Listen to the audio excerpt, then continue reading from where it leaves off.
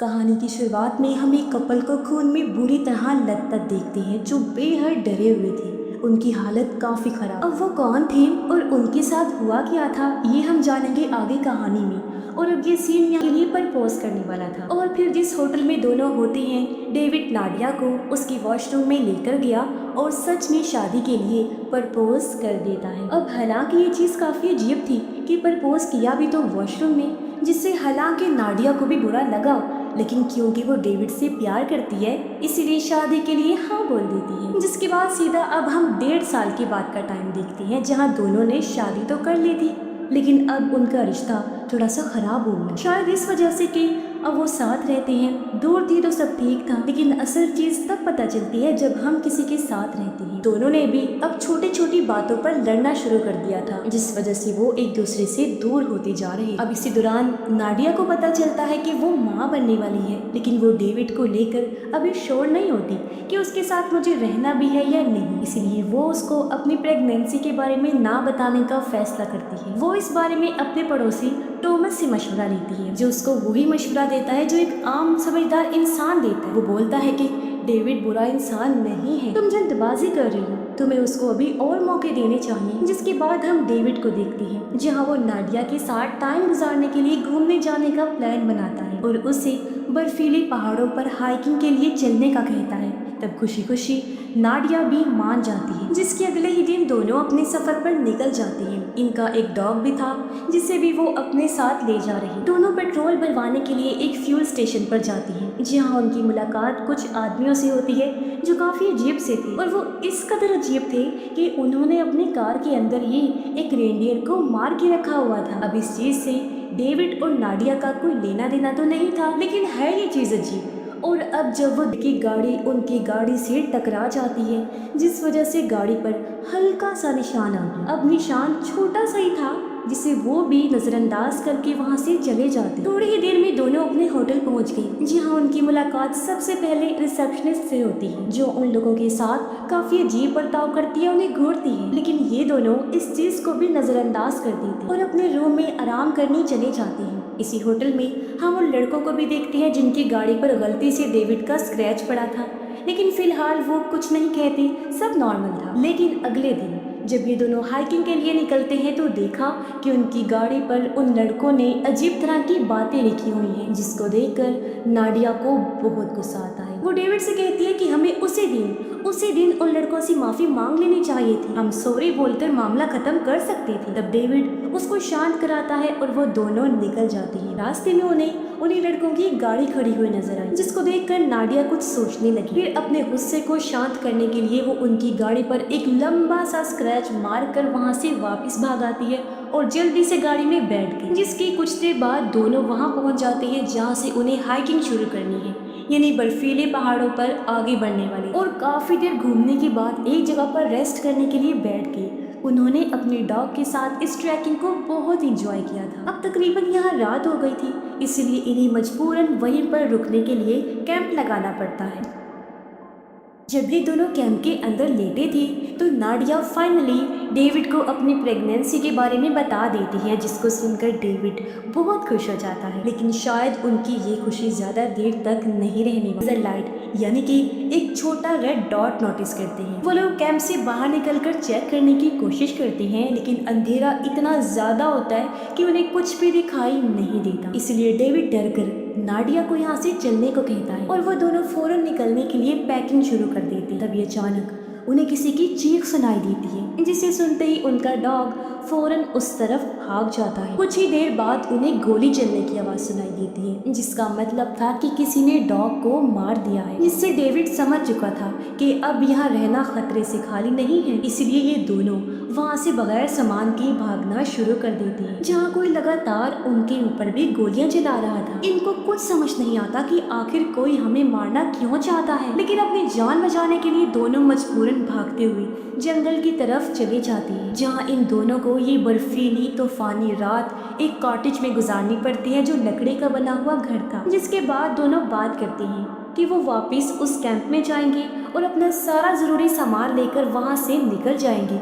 लेकिन जितना उन्होंने सोचा था ये काम उतना आसान नहीं होता, क्योंकि जैसे डेविड वापस अपने कैंप में आया उसको वहाँ डॉग की लाश मिलती है जिसकी हालत इतनी ख़राब थी कि उसे देखकर डेविड की उल्टियाँ आने लगती है और नाडिया भी पूरी तरह घबरा जाती है जिसे डेविड संभालता है। लेकिन इससे पहले ये दोनों कुछ समझ पाती, वहाँ लगे एक ट्रैप, एक जाल से डेविड पूरी तरह जख्मी हो जाता है। अच्छा, यहाँ हम नोटिस करते हैं कि उन दोनों के माजी का एक सीन बार बार हमें दिखाया जा रहा है जो एक हादसे से जुड़ा हुआ था। अब वो हादसा क्या था ये हम आगे जानेंगे, लेकिन जो भी है उस हादसे का दोनों को बहुत अफसोस है और शायद इसी वजह से उनके साथ ये सब हो रहा है। अब डेविड बुरी तरह से जख्मी हो चुका है जिसको फौरन इलाज मिलना जरूरी हो गया था, इसलिए अब ये दोनों यहाँ से अपनी गाड़ी की तरफ जाने लगते हैं जहाँ रास्ते में इन्हें दूर एक आदमी खड़ा हुआ दिखाई देता है।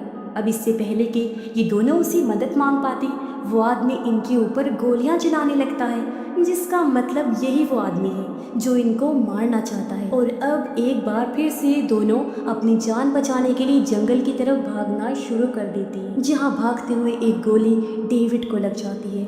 उस बेचारे के लिए आज का दिन बहुत ही बुरा था और अब वो और ज्यादा जख्मी हो जाता है जिसको बड़ी मुश्किल से संभालते हुए नाडिया एक कॉटेज तक पहुंच जाती है जहां आकर वो सबसे पहले डेविड के जख्मों को साफ करती है। डेविड बहुत दर्द में है और अगर उसको अभी इलाज नहीं मिला तो इन्फेक्शन की वजह से उसकी जान भी जा सकती है। लेकिन खुशकिस्मती से नाडिया को वहाँ पर एक फर्स्ट एड किट मिल जाती है जिससे कम से कम नाडिया डेविड की मरहम पट्टी तो कर सकती है। इसी बीच हम फिर से पास्ट का वो सीन देखते हैं जब दोनों गाड़ी में थे और वो हादसा हुआ था जिसे याद करके नाडिया काफी उदास और परेशान हो जाती है। और तो और डेविड की हालत बेहद खराब होती जा रही थी और ऐसे ही एक और रात गुजर जाती है जहाँ अगली सुबह इन्हें एक बार फिर से किसी के आने की आहट महसूस होती है। नाडिया और डेविड खिड़की से झांक कर देखते हैं जहाँ इनको एक गार्ड दिखाई देता है जिसके हाथ में गन थी, लेकिन ये गार्ड वही आदमी होता है जो इन्हें होटल में भी मिला। अब इन दोनों को लगने लगा था कि शायद यही गार्ड जो एक पागल इंसान, वो गार्ड इन्हें देख लेता है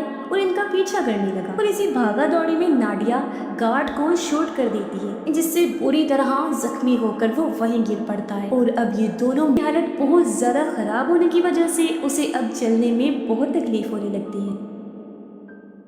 अब आगे इन्हें जो कुछ भी करना था वो बहुत सोच समझ के करना था। वहाँ पर एक आदमी माउंटेन बाइक लेकर पहुँच जाता है जिसके हाथ में भी गन थी और अब वो जबरदस्ती नाडिया को गन पॉइंट पर लेने की कोशिश करता है, लेकिन डेविड पीछे से आकर उस पर हमला करके जख्मी कर देता है जिसके बाद ये दोनों उसकी माउंटेन बाइक लेकर वहाँ से भाग जाते हैं। वो सीधा अपने होटल पहुँचते हैं जहाँ होटल मालिक से मदद मांगने लगे, लेकिन वो उनकी मदद करने के बजाय उल्टा उनको ही बंद कर देता है। जिस रूम में नाडिया और डेविड बंद होते हैं वहाँ पर उनकी बहुत सारी पुरानी तस्वीरें लगी हुई। ऐसा लगता है जैसे कोई कई महीनों से इन लोगों पर नजर रखे हुए है। और सिर्फ इतना ही नहीं था, जब डेविड ने नाडिया को शादी के लिए प्रपोज किया था तब ये दोनों अपनी कार से उस लम्हे को एंजॉय करने जा रही थी जहाँ डेविड का ध्यान गाड़ी चलाते वक्त बच्चे का एक्सीडेंट हो जाता है और एक्सीडेंट भी इतना भयानक हुआ होता है कि उस बच्चे की मौके पर ही मौत हो जाती है। अब इंसानियत को सामने रखते हुए इन दोनों को उस बच्चे को हॉस्पिटल ले जाना चाहिए था पर ये डर कर वहाँ से भाग गई। अब इनको लगा था कि शायद वो बच्चा अकेला था, लेकिन उस वक्त उसके साथ बच्चे की मॉम डैड भी थे और वही है जो यहाँ इन दोनों के पीछे पड़े हुए हैं। बच्चे का बाप जो है वो और कोई नहीं बल्कि इनका पड़ोसी टॉमस होता है। टॉमस ने उसी दिन सब कुछ प्लान करना शुरू कर दिया था जिस दिन इन दोनों ने उसके बेटे को मारा था। सब कुछ यानी इनका यहाँ आना, इस होटल में रुकना पहले से ही प्लान था और अब शायद टॉमस इन दोनों को नहीं छोड़ेगा। अब होटल की रिसेप्शनिस्ट जो इनके साथ अजीब बर्ताव कर रही थी, उनको घूर कर देख रही थी, वो दरअसल बच्चे की माँ होती है। अब जिस आदमी ने इनको कैद किया था वो टॉमस का ही आदमी था और अब टॉमस दोनों को पकड़कर बांध देता है और उन्हें धीरे धीरे तकलीफ देने लगता है जिसे गोली से नाडिया ने जख्मी कर दिया था और ये दोनों जिससे बचकर भाग गए थे। लेकिन तब गार्ड असल में उन्हें बचाने ही आया था। अब जैसे गार्ड अंदर आया टॉमस और गार्ड के बीच लड़ाई होने लगती है। इस लड़ाई का फायदा उठाकर डेविड और नाडिया बाहर आ गई और भागने लगती, लेकिन डेविड की जख्मी हालत होने की वजह से ये लोग ज्यादा दूर तक नहीं जा पाते। तभी यहाँ टॉमस भी आ गया जिससे डेविड बार बार कहता है कि देखो प्लीज तुम्हारा गुनहगार मैं हूँ, मैं गाड़ी चला रहा था, मेरे से एक्सीडेंट हुआ और तुम्हारा चोट कर देता है, जिससे नाडिया के साथ साथ उसके बच्चे की भी मौके पर ही मौत हो जाती है। लेकिन यहाँ टॉमस डेविड को नहीं मारता और उसे उसकी बीवी और बच्चे की मौत की तकलीफ महसूस करने को कहता है और खुद वहाँ से चला जाता है। डेविड ने एक ही पल में सब कुछ खो दिया, बिल्कुल वैसे ही जैसे टॉमस और उसकी वाइफ ने खोया। अब इस फिल्म में गलती दोनों कपल्स की ही थी।